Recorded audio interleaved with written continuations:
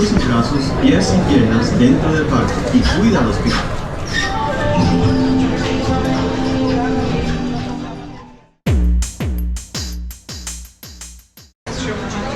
Welcome to our living laboratories, where scientists from Epcot and the U.S. Department of Agriculture are exploring innovative ways to produce bountiful harvests now and into the future.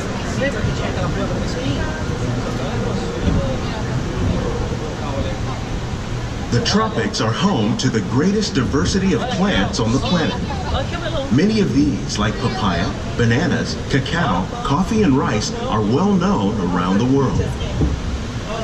These are just a few of the edible plants that have been an important source of nutrition for people living in the tropics. Many are rich in vitamins and minerals, while others are well adapted to growing in less than ideal conditions. Some, like the water lily, thrive in wet, swampy areas and waterways. All parts of this plant, even the flower petals, are edible. The starchy root of the plant has long been used to make flour for baking.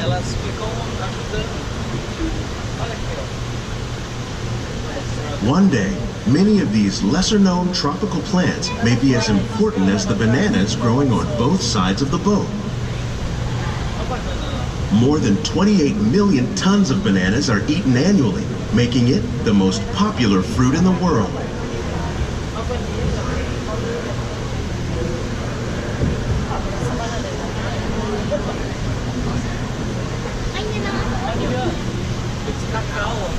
Like the ones you see here are three of the more popular crops raised by fish farmers. The sustainable system we're using here recycles the water in the tanks. As a result, we're able to save millions of gallons each year. Our small fish farm produces nearly 5,000 pounds of fish each year to serve in restaurants around Walt Disney World. Innovations like this one can play an important role in our efforts to produce bountiful harvests and still protect natural resources that make up our everyday diet. The common grains growing here, wheat, maize, sorghum, and millet, plus rice, account for nearly 2/3 of our global food consumption. Learning how to increase yields of these staples is an important goal of research around the world.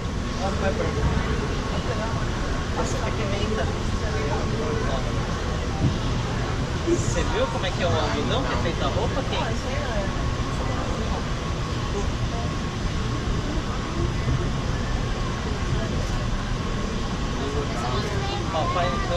These plants are definitely on their way up.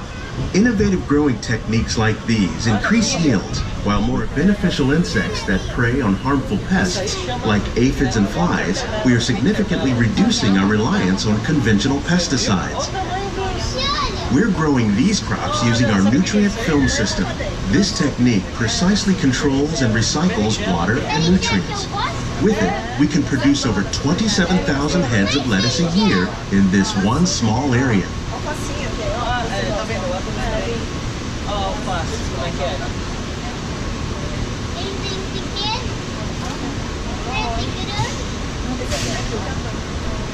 Some of our best ideas have been inspired by nature, like these fruit and vegetable trees.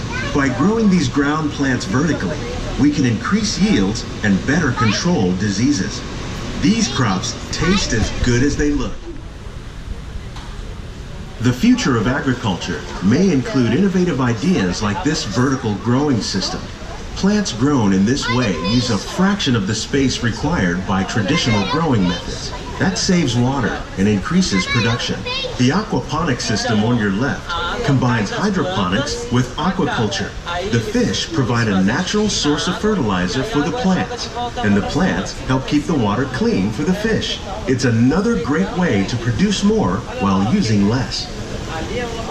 In our lab, Epcot scientists are working with the U.S. Department of Agriculture on a number of innovative projects. The goal of these efforts is to produce higher yielding and better quality plants.